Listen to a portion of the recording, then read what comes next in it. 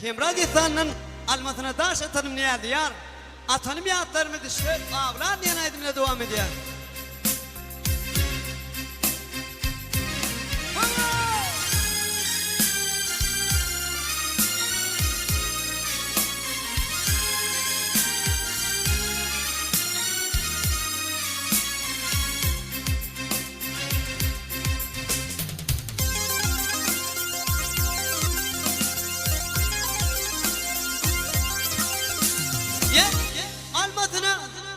Almasına taş atanım ne diyor?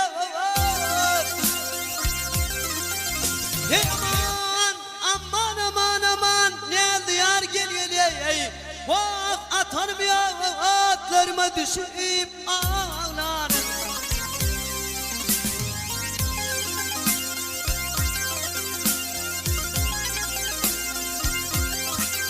Ya golü dedim bak ilu dedim ya var Mehmet'in tutanım vah tutanım ya atlarıma düşüp ağlarım.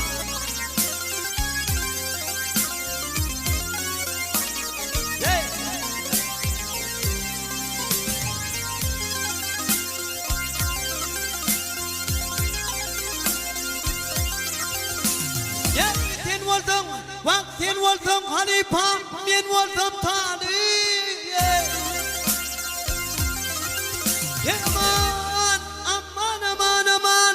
Talip geliyor vah sen sıkıp etti gövrem dost boşandı.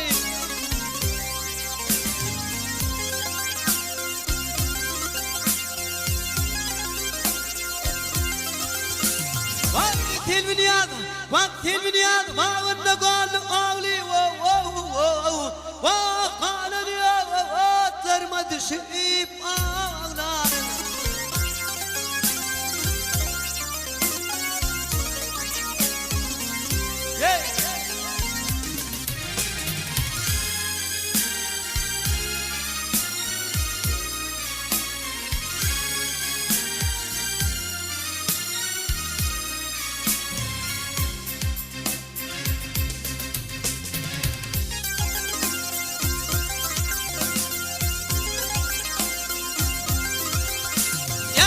Hemra diğer sancetiyetten güdüldü.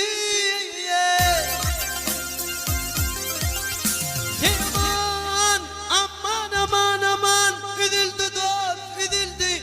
Ay karı bağrım tuvalıp edildi.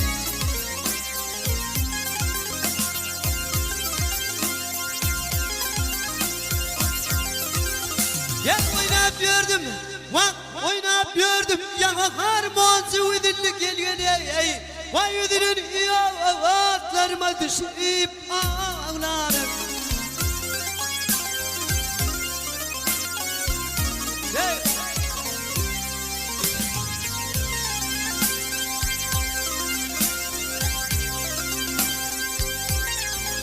Yani kanın ya atlarıma düştü ödülüm yadıma düştü.